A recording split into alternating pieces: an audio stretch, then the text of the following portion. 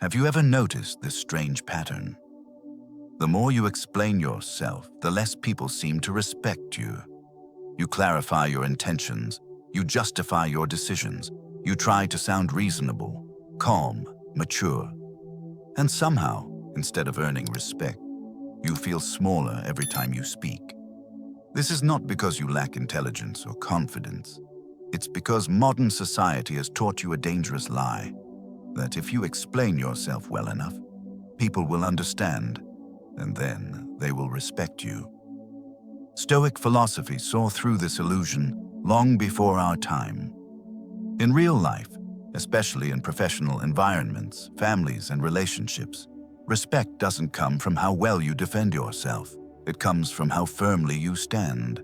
Every extra sentence you add is often read not as clarity, but as hesitation, not as honesty, but as permission for others to judge, question, or push you further. Men feel this deeply. You sense it in meetings. You sense it in arguments. You sense it when someone looks at you like they're waiting for you to justify your existence. The Stoics understood something uncomfortable but freeing. You're not required to be understood to be worthy of respect. Marcus Aurelius warned against wasting your life trying to manage other people's opinions. Epictetus reminded us that other people's judgments are not ours to control, and chasing them weakens us. Respect follows self-command, not explanation. When you stop trying to convince, something shifts. Your words become fewer, but heavier. Your presence becomes calmer, but firmer. In this video, you'll learn why explaining yourself quietly destroys respect, and how Stoic discipline teaches you to regain authority without raising your voice, arguing, or becoming cold. Stay with me, because the last insight may permanently change how people treat you. Part 1. Stop explaining. It puts you below others. Every time you explain yourself, something invisible happens. You step down, not outwardly, not dramatically, but unmistakably in the quiet language of power. When you explain, you're not just sharing information, you are sending a signal.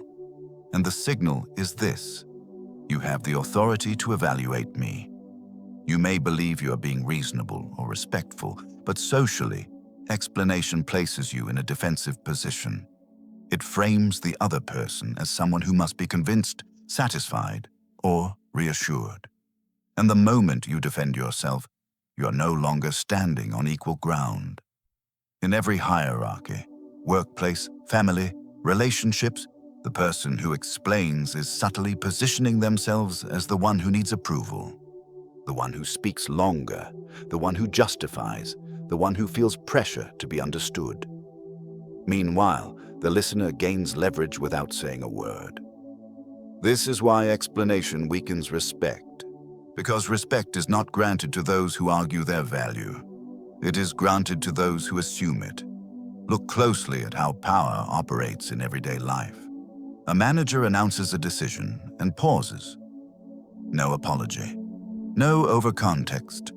Just calm certainty. Compare that to someone who announces the same decision but immediately starts explaining why it makes sense. Which one feels more authoritative? Which one invites debate? Humans instinctively test certainty. When you explain too much, you reveal uncertainty. Not necessarily about the decision, but about your right to make it. And once that door opens, people walk through it. This dynamic doesn't disappear at home. You say no to a request, then you explain, then you soften. Then the conversation turns into bargaining.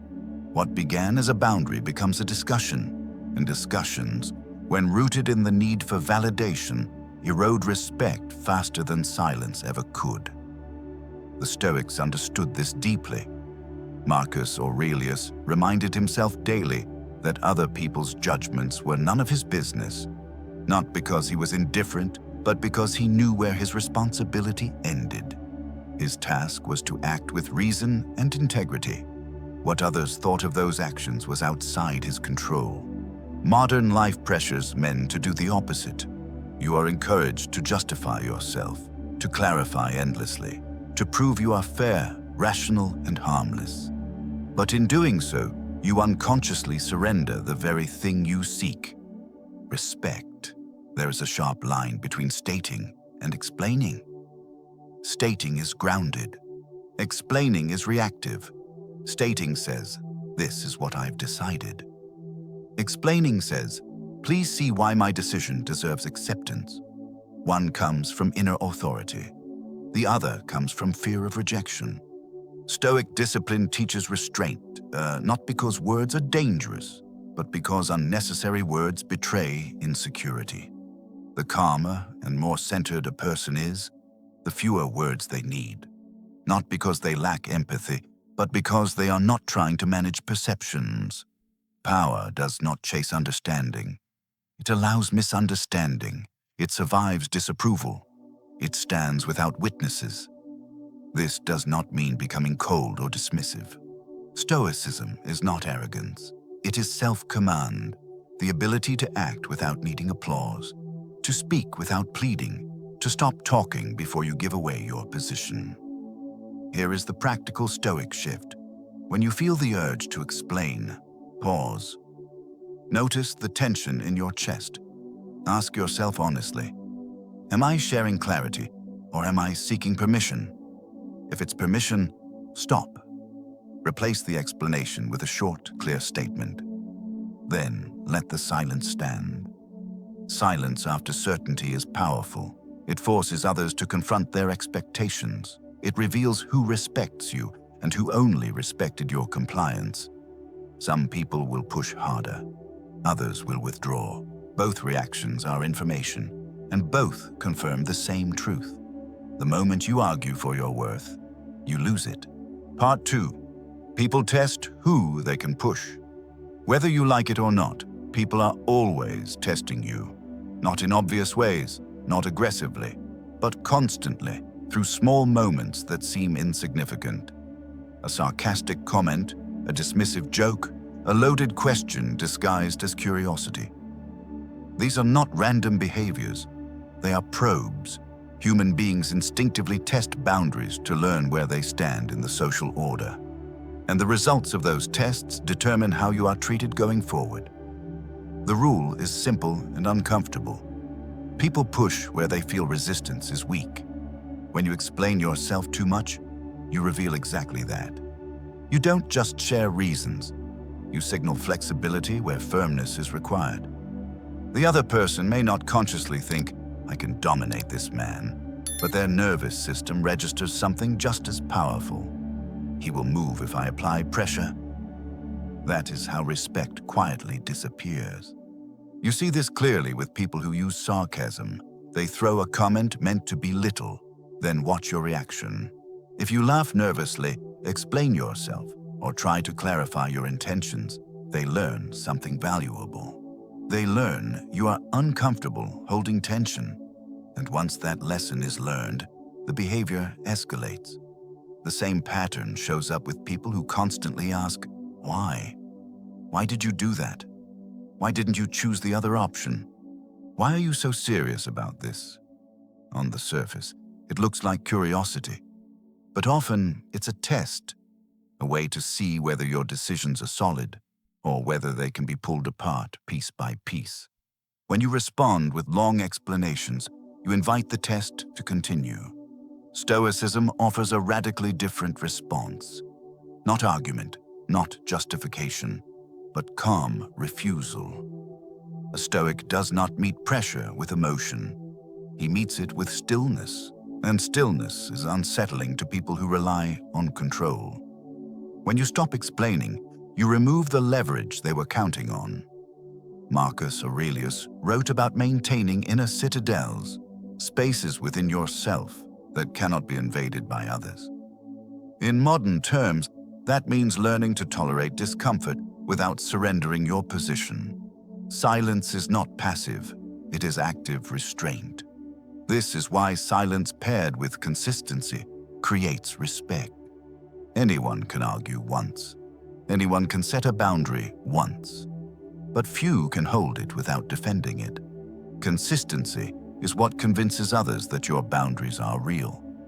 When your response does not change, even under pressure, people adapt. They may not like it, but they respect it. And respect is not about being liked, it's about being taken seriously. The Stoic response follows 3 simple steps. Pause. Feel the urge to explain rise in your body. Don't suppress it, just don't act on it immediately. That pause breaks the automatic reaction that weakens you. Short response. Offer a clear, minimal statement. No emotional charge, no added context, just the decision or boundary, stated calmly. Silence. Do not fill the space. Let the other person sit with it. This moment of silence is where power shifts. Many people cannot tolerate it. They will talk more. They will push harder. They may become uncomfortable or irritated. That discomfort is not your problem. It is the price of crossing a boundary that no longer moves. Men who struggle with this often fear that silence will make them look rude, cold, or weak. In reality, the opposite is true. Silence after a clear statement signals confidence. It communicates that you trust your own judgment enough not to defend it. Notice who reacts badly when you stop explaining. Those are the people who benefited from your flexibility. Those are the people who felt entitled to push you. This is not a flaw in you. It is information. Stoic philosophy teaches that you should not fear losing people who only respected you when you were easy to move. What you gain instead is something far more valuable: self-respect. And self-respect has a gravitational pull. Others sense it before you say a word. Over time, something changes. People stop testing as often. Sarcasm loses its edge. Questions lose their bite. Not because you argued better, but because you stopped participating in the game altogether. Boundaries don't need explanations. They need consistency. Part 3. Explanation is a signal of seeking approval. At the root of over-explaining is not logic, it is fear. Quiet, persistent fear that shapes how you speak before you even notice it. Fear of being misunderstood, fear of being disliked, fear of losing connection if you don't make yourself acceptable enough. These fears don't make you weak, they make you human. But when they govern your behavior, they quietly turn explanation into a plea for approval. You stop communicating from conviction and start communicating from anxiety. Most people believe they explain themselves to be clear. In reality, they explain themselves to be liked. They hope that if they say the right words, soften the edges, or show enough reason, the other person will nod and grant permission. Permission to decide, to disagree, to exist as they are. This is where Stoicism draws a hard line. Epictetus taught that some things are within our control, and others are not. Your intentions, your values, your actions, those belong to you. Other people's acceptance does not. The moment you try to manage it, you surrender your autonomy. You exchange self-command for reassurance, and reassurance is never satisfied for long. Modern life rewards this addiction. Social media trains you to explain yourself constantly, to justify opinions, to clarify tone, to preempt criticism before it arrives. Over time, this creates a subtle psychological dependency. If I am understood, I'm safe. But safety purchased through approval is fragile. It vanishes the moment someone disapproves. There is a dangerous confusion here between humility and self-betrayal. Humility is knowing you don't know everything. Self-betrayal is knowing what you believe and abandoning it to be accepted. Humility listens. Self-betrayal performs. A humble person can state a position calmly and accept disagreement without panic. A self-betraying person feels compelled to explain, soften, reframe, and apologize, even when no apology is needed. One is grounded, the other is negotiating their worth. You see this everywhere.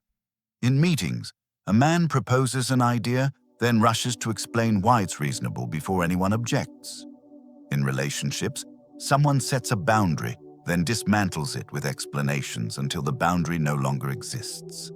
In families, grown adults still justify their choices as if seeking parental approval long after independence should have taken root. These behaviors feel polite. They are not. They are symptoms of approval seeking. Stoic philosophy offers a radical reframe. You do not need to be understood to live correctly. Marcus Aurelius lived under constant judgment, criticism, and misunderstanding. His solution was not better explanation. It was alignment with his principles. He acted according to reason and accepted whatever followed. This mindset is deeply uncomfortable at first. It asks you to tolerate being misread, to survive disapproval without rushing to fix it, to let silence stand where explanations once lived. But discomfort is the price of freedom. When you stop explaining yourself, you confront a hard truth. Some people were never interested in understanding you.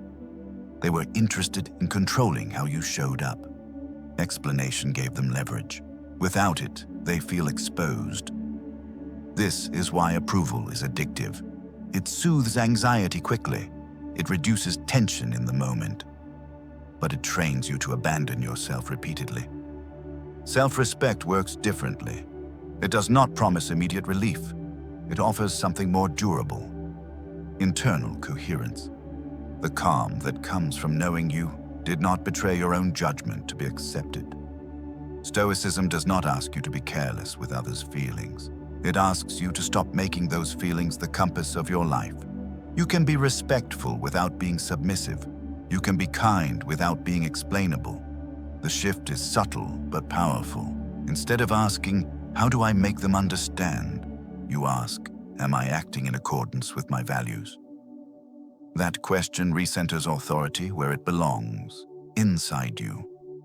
Over time, something unexpected happens. When you stop seeking approval, people either adjust or drift away.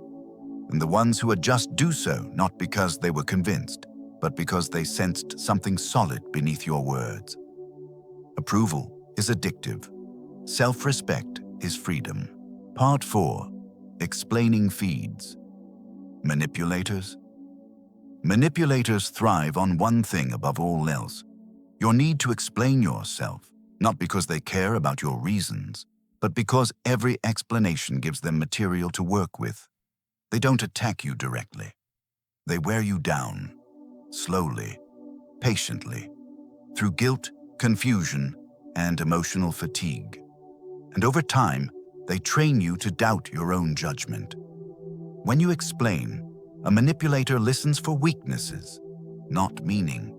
They pick up on hesitation in your voice, emotional words, contradictions, or moral justifications. Then they press exactly where it hurts.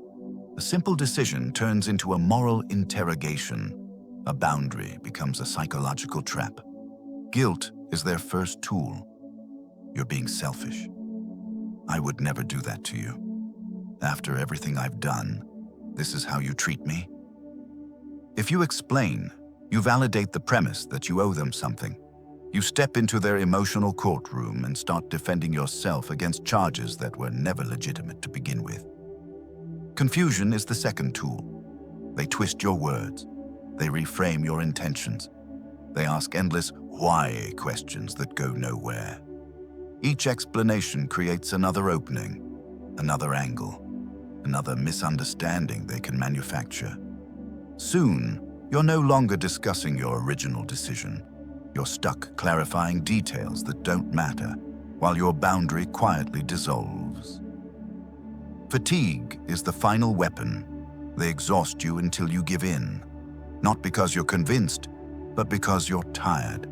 Tired of talking, tired of justifying, tired of being misunderstood on purpose. This pattern appears everywhere. In controlling families where adult children are still expected to explain their life choices as if independence were a privilege, not a right.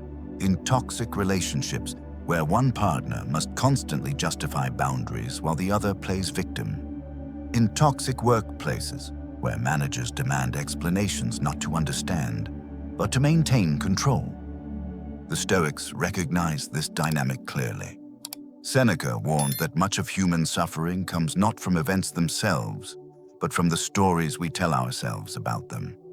In this case, the story is, if I just explain better, this will stop. It rarely does. Manipulators don't want clarity.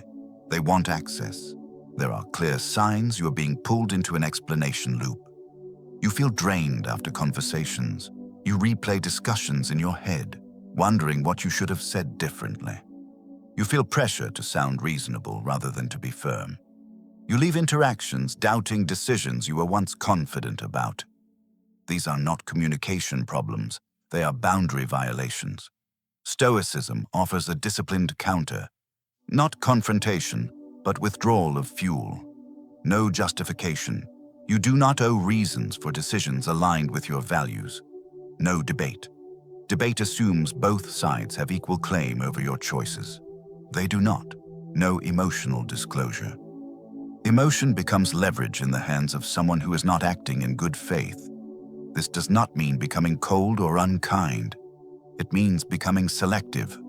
Stoicism teaches discernment, knowing when words serve virtue and when they serve manipulation. When you stop explaining, manipulators often escalate at first. They may accuse you of being distant, selfish, or unfair. This is not evidence that you are wrong. It is evidence that their usual tools are no longer working. Your calm refusal exposes their tactics. Your silence removes their leverage. Your consistency breaks the cycle. Marcus Aurelius advised that you should be like a rock against which waves continually break, standing unmoved. Not because the waves are harmless, but because the rock does not argue with them. It remains what it is. When you internalize this, a shift occurs. You no longer feel compelled to defend your peace. You protect it by refusing to negotiate it away. Some people will walk away when they can no longer control you. Let them. The Stoics never promised that self-respect would preserve every relationship. They promised it would preserve your integrity.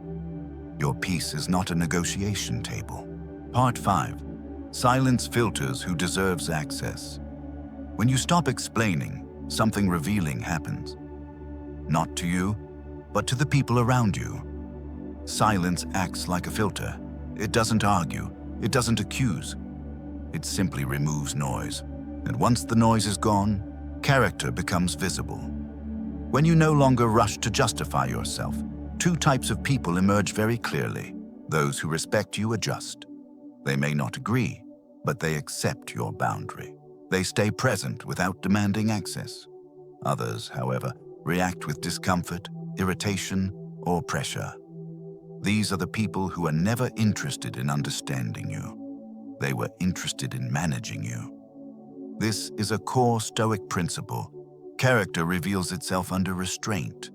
Anyone can appear reasonable when they are indulged. Anyone can seem respectful when they get explanations on demand. But when you hold your ground quietly, without hostility, without performance, you expose motives. Respectful people don't need control. Controlling people can't tolerate limits. This is why silence is so powerful. It removes the illusion. Consider a simple example. You stop responding immediately to messages. You don't announce it. You don't explain that you're busy or overwhelmed. You just respond when it's appropriate. Watch what happens. Some people remain calm. Others become anxious, accusatory, or demanding. The silence didn't change them. It revealed them. Or consider a boundary you once explained endlessly. Now, you state it once and refuse to defend it. Some accept it and move on. Others push harder, question your motives, or imply wrongdoing. Again, the reaction tells you everything you need to know. Silence does not create conflict. It exposes dependency.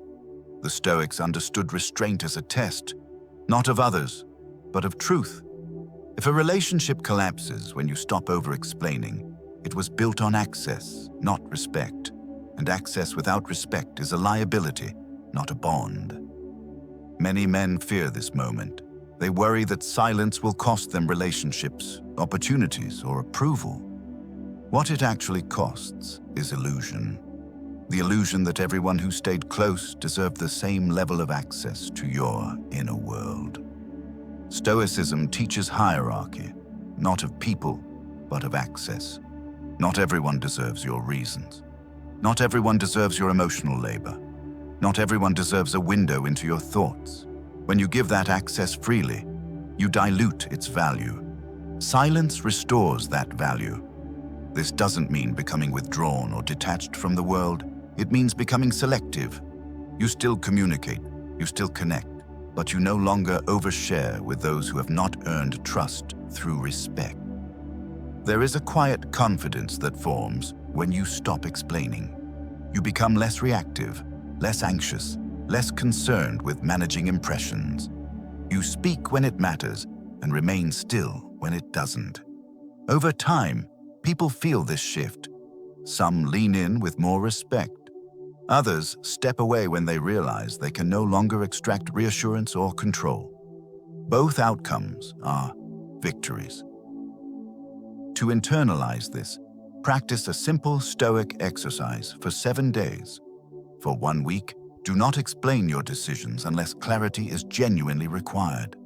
If someone challenges you, respond briefly. If they push, repeat yourself once, or not at all. Notice what rises inside you, the urge to fix, to soothe, to convince. Let that urge pass without acting on it. Then observe others. Who respects the boundary? Who resents it? Who demands more than they are entitled to? This exercise is not about testing people. It is about seeing clearly. Clarity is the Stoic's greatest ally. You will learn that many conflicts were never about misunderstanding. They were about access. When access is limited, truth surfaces. In time, silence becomes natural, not as avoidance, but as presence. You no longer feel the need to fill space. You no longer mistake explanation for connection. You recognize that real connection does not require constant justification. Not everyone deserves access to your inner world. Let's bring everything together. You've seen why explaining yourself weakens respect. You've seen how people test boundaries, how approval-seeking erodes authority, how manipulators feed on justification, and how silence reveals who truly deserves access to you. The Stoic lesson running through all of this is simple, but not easy. You are not required to be understood in order to live correctly. Respect is not something you negotiate for with words. It is something that forms naturally when your actions, boundaries, and inner discipline align. When you stop explaining, you reclaim something essential: self-command. Your words become fewer, but heavier. Your presence becomes calmer, but firmer. You no longer chase agreement or reassurance. You stand where you are and let others decide how to respond. Some people will respect you more. Some will pull away. Both outcomes are honest. Stoicism never promised comfort. It promised clarity, and clarity is freedom. Now comes the most important part: practice. This week, choose one situation where you usually over-explain. It might be at work, in your family, or in a relationship. When the moment comes, pause. State your decision clearly. Then stop. No justification, no debate, no emotional disclosure. Observe what happens, both around you and within you. You may feel discomfort at first. That discomfort is not danger. It is the feeling of breaking an old habit of self-betrayal. Let it pass. With each moment you hold your ground, self-respect strengthens, and self-respect, unlike approval, does not fade when challenged. If this message resonated with you, leave a comment below with the words, "I choose dignity." It's a small act, but it reinforces a powerful commitment to stop negotiating your worth. Thank you for spending this time with me. If you want to continue learning how Stoic philosophy builds inner strength, emotional control, and quiet authority in a chaotic world, Make sure to like this video, subscribe to the channel, and join me in the next one. Until then, remember this. When you stop explaining yourself, people either rise to your level or remove themselves. Both are victories.